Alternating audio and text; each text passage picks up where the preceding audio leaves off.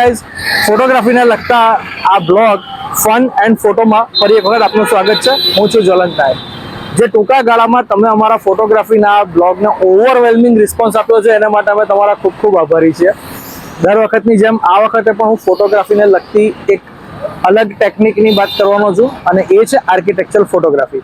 પણ એ પહેલાં હું આપને જણાવી દઉં કે જો તમે હજી પણ અમારી ચેનલને સબસ્ક્રાઇબ ન કરી હોય તો પ્લીઝ સબસ્ક્રાઇબ કરી લેજો. ચલો શરૂ કરીએ આજનો બ્લોગ. એઝ આઈ સેડ, આજનો આપણો વિષય છે આર્કિટેક્ચરલ ફોટોગ્રાફી. દર વખતની જેમ હું શોનો પ્રોટોકોલ ફોલો કરીશ. આજે પણ આપણે વાત કરીશું સૌથી પહેલાં આર્કિટેક્ચરલ ફોટોગ્રાફીની ડેફિનેશન વિશે. ત્યાર પછી હું થોડીક ટિપ્સની વાત કરીશ. ત્યાર પછી આપણે આર્કિટેક્ચરલ ફોટોગ્રાફી મળતા કેટલાક પર્ક્સની વાત કરીશું અને છેલ્લે હું તમને જણાવીશ કે આર્કિટેક્ચરલ ફોટોગ્રાફીમાં કઈ સાવધાની રાખવી જોઈએ. શરૂઆત કરીએ ડેફિનેશનથી. What is architectural photography? Architectural photography એટલે જ્યારે તમે કોઈક બિલ્ડિંગ, કોઈક સ્ટ્રક્ચર, ઇન શોર્ટ કોઈ પણ પ્રકારના સ્થાપત્યની ફોટોગ્રાફી કરો એને આર્કિટેક્ચરલ ફોટોગ્રાફી કહેવાય. સ્થાપત્યમાં કોઈક બિલ્ડિંગ હોઈ શકે છે, સરકારી મકાન હોય કે પ્રાઇવેટ મકાન હોય, અથવા તો કોઈક સ્ટ્રક્ચર હોઈ શકે છે કે પછી બ્રિજ જેવી કોઈક બાંધકામ હોઈ શકે છે. તમે જ્યારે આ પ્રકારના સ્ટ્રક્ચરની ફોટોગ્રાફી કરો ત્યારે એને આર્કિટેક્ચરલ ફોટોગ્રાફી કહેવાય. દર વખતની જેમ હું તમને ફરી એક વખત યાદ દેવડાવી દઉં કે આર્કિટેક્ચરલ ફોટોગ્રાફી માટે પણ મોબાઈલ કેમેરાને એવોઇડ કરીને હંમેશા DSLR કેમેરો વાપરવાનો જ આગ્રહ રાખવો જોઈએ. ફ્રેન્ડ્સ, આ હતી એની ડેફિનેશન અને હવે આપણે જઈશું ટિપ્સના સેક્શન ઉપર. હવે ફ્રેન્ડ, સૌથી પહેલાં મેં તમને જે વાત કરી લોકેશન અને ટાઈમિંગ વિશે, તમે જોશો કે આ બિલ્ડિંગ પૂર્વ દિશા તરફનો ફેસેટ ધરાવે છે અને એટલા માટે મેં સવારનો ટાઈમ પસંદ કર્યો છે કારણ કે એ વખતે મને પરફેક્ટ શેડોઝ મળી રહ્યા છે. અત્યારે લગભગ સવારના 9 વાગ્યા છે. જો હું કદાચ સવારે 7 વાગે આવ્યો હોત ને તો આ સોફ્ટ શેડો હોત અને એને લીધે બિલ્ડિંગનું જે એલિવેશનલ એલિગન્સ છે એ મને જોવા ન મળ્યું હોત. એટલે મેં આ સવારે 9 વાગ્યાનો ટાઈમ પસંદ કર્યો. ભલે ગોલ્ડન લાઇટ નથી મળતી, પણ ગોલ્ડન લાઇટની આમાં જરૂર જ નથી. We need harsh shadows. જો તમે અહીંયા પ્રોપરલી શેડો અંદર રિફ્લેક્ટ થઈ રહ્યા છે. શેડોઝ તમને એક સ્ટોરી બનાવી રહ્યા છે.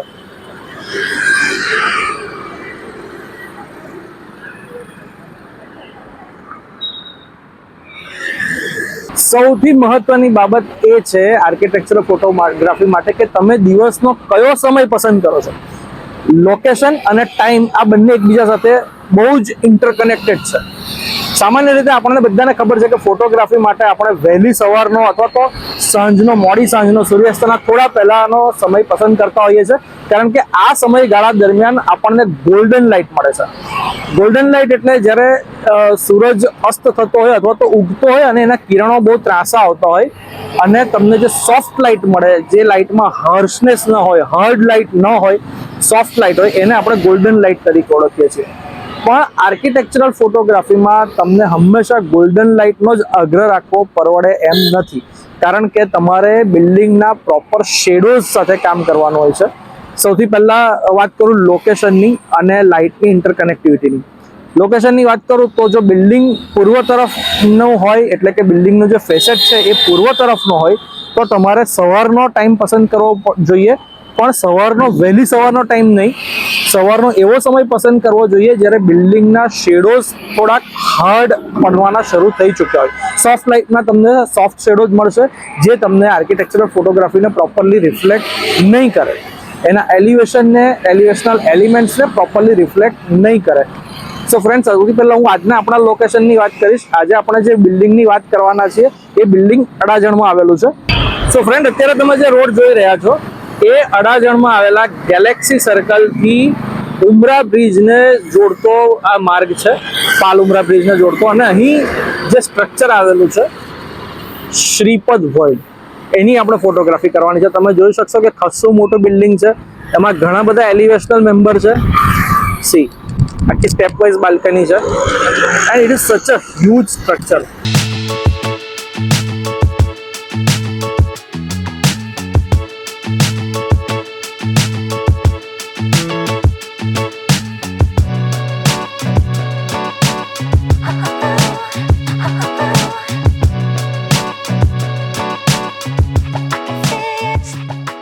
બીજી એક મહત્વની ટીપ છે એ છે બિલ્ડિંગની ફોટોગ્રાફી માટે એની પરફેક્ટ ફ્રેમ સિલેક્ટ કરવા બાબતે. બિલ્ડિંગની ફ્રેમ જો પરફેક્ટ હશે ને તો તમારો ફોટો દીપી ઉઠશે. કોઈ પણ ફોટોગ્રાફી માટે ફ્રેમ સેટ કરવી બહુ જરૂરી છે. આ બિલ્ડિંગની જો વાત કરું ને તો મારે એક એવી ફ્રેમ સેટ કરવી છે કે જેમાં એના એલિવેશનલ એલિમેન્ટ્સ પ્રોપરલી રિફ્લેક્ટ થાય. એટલું જ નહીં પણ સાથે આજુબાજુના કોઈ ટ્રીઝ જો દેખાતા હોય તો મારે ટ્રીઝને પણ અંદર લેવા છે, કારણ કે ટ્રીઝ ઓલવેઝ તમારી ફ્રેમને, જ્યારે તમે આર્કિટેક્ચરલ ફોટોગ્રાફી કરતા હો ત્યારે ટ્રીઝ તમારી ફ્રેમને બહુ રિચનેસ આપે છે. તો તમે જોઈ શકો છો કે આ ફ્રેમમાં બિલ્ડિંગના એલિવેશનલ મેમ્બર પણ પ્રોપરલી દેખાય છે, એ એકદમ ઉઠીને બહાર આવે છે. સાથે આપણે થોડોક ટ્રીનું પણ અંદર એલિમેન્ટ લીધું છે, એના લીધે આખી તમારી ફોટો ફ્રેમ કમ્પ્લીટ થતી હશે ને એવું તમને ફીલ થશે. So this is the frame. અને હવે જે તમને ટીપ આપવાનો છું એ સૌથી ઇમ્પોર્ટન્ટ છે આર્કિટેક્ચરલ ફોટોગ્રાફી માટે. તમે જ્યારે આર્કિટેક્ચરલ ફોટોગ્રાફી કરતા હો તો ત્યારે એનો મૂળ હેતુ હોય છે બિલ્ડિંગના એલિવેશનને રિફ્લેક્ટ કરવાનો. બિલ્ડિંગનું એલિવેશન જો તમારે પ્રોપરલી રિફ્લેક્ટ કરવું હોય તો તમારે એની ડિઝાઇનને સમજવી પડે. તમારે એલિવેશન, જેમ કે આ બિલ્ડિંગની હું વાત કરું તો એમાં એલિવેશનમાં તમે જોશો કે આખી સ્ટેપ વાઇઝ બાલ્કનીઝ આપેલી છે. તો તમારે ફોટોગ્રાફી માટેની ફ્રેમ એ રીતે સેટ કરવી પડે કે જેમાં એ સ્ટેપ વાઇઝ બાલ્કની રિફ્લેક્ટ થાય અને ફ્રેમ એક સરસ સુંદર તમને એક પ્રભાવ આપે. અહીંયા મેં જે કેટલાક ફોટો લીધા છે તો એમાં બાલ્કનીની ફ્રેમ, એ ફ્રેમમાં બાલ્કની એવી રીતે જ રાખી છે કે જેમાં એના સ્ટેપ રિફ્લેક્ટ થાય. એટલું જ નહીં, સાથે સનલાઇટ અને શેડો પણ રિફ્લેક્ટ થાય. અને નેક્સ્ટ ટીપ જે તમને આપવાનો છું ને એ કામની ટીપ, મહત્વની ટીપ તો છે જ, પણ સાથે મજેદાર પણ એટલી જ છે.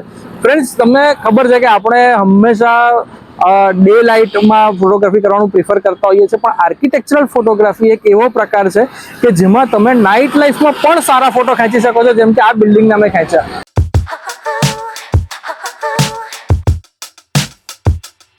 આર્કિટેક્ચરલ જે સ્ટ્રક્ચર્સ છે, બિલ્ડિંગ છે, ખાસ કરીને કમર્શિયલ કે એ પ્રકારના બિલ્ડિંગ હોય ને ત્યાં ડેવલપર દ્વારા એક સરસ મજાની લાઇટિંગનું એક એમ્બિયન્સ ઊભું કરવામાં આવ્યું હોય છે બિલ્ડિંગના સારા દેખાવ માટે. અને આપણે એ બિલ્ડિંગના જે એમ્બિયન્સ જે છે, લાઇટિંગ જે છે, એનો આપણે પૂરતો ઉપયોગ નાઇટમાં પણ કરી શકીએ અને રાતના સમયે પણ તમને સરસ મજાની આવી ફ્રેમ્સ મળી શકે છે. તમારે ધ્યાન એટલું જ રાખવાનું કે ISO અને શટર સ્પીડ વગેરે તમારે પ્રોપરલી સેટ કરવું પડશે, નહીતર લાઇટ ઓવર એક્સપોઝ થશે. એન્ડ ફ્રેન્ડ્સ, હવે વાત છે પર્ક્સની. આર્કિટેક્ચરલ ફોટોગ્રાફીમાં જે પર્ક્સ છે એ છે સ્ટ્રીટ ફોટોગ્રાફી. તમે જ્યારે પણ આર્કિટેક્ચરલ ફોટોગ્રાફી કરવા માટે સડક પર નીકળશો ત્યારે ઓટોમેટિકલી તમને તમારા રોડના આજુબાજુમાં એવા કેટલાય ફ્રેમ્સ મળી આવશે, કેટલાય લોકો મળી આવશે કે જેને કેમેરામાં કંડારવાનું તમને ગમશે. હું જ્યારે પણ આર્કિટેક્ચરલ ફોટોગ્રાફી નીકળું છું ત્યારે ઓબ્વિયસલી મને સાથે સાથે સ્ટ્રીટ ફોટોગ્રાફી કરવાની પણ ખૂબ મજા આવે છે. તમે એ ફ્રેમ્સ અહીંયા જોઈ રહ્યા છો. અને ફ્રેન્ડ, હવે વાત સાવચેતીની. આર્કિટેક્ચરલ ફોટોગ્રાફી કરતી વખતે તમારે કેટલીક સાવચેતી અચૂકપણે રાખવી પડે છે.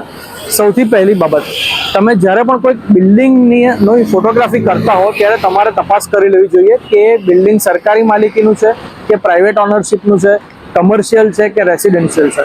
જો બિલ્ડિંગના માલિક, ઓનર એવું ઈચ્છતા હોય કે એમની પ્રાઇવસી જળવાઈ રહે અને તમે બિલ્ડિંગની ફોટોગ્રાફી ન કરો તો તમારે કોઈ પણ જાતના વાદ વિવાદમાં પડ્યા વગર એ બિલ્ડિંગની ફોટોગ્રાફી કરવાનું માંડવાળ કરવું જોઈએ.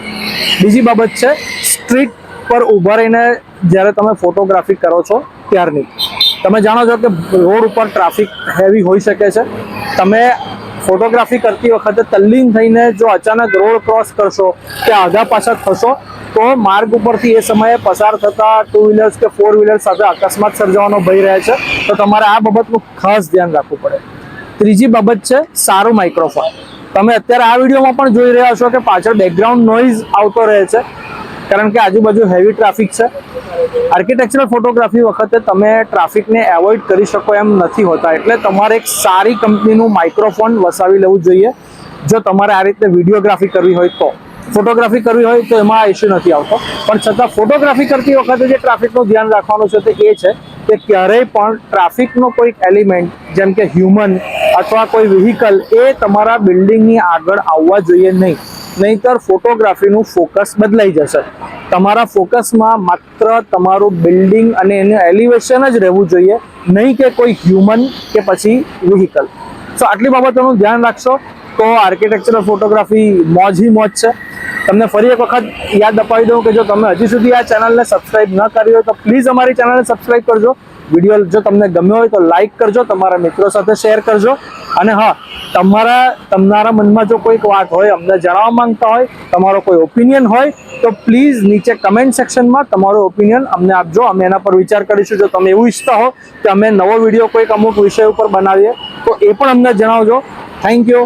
Stay tune with us with fun and photo.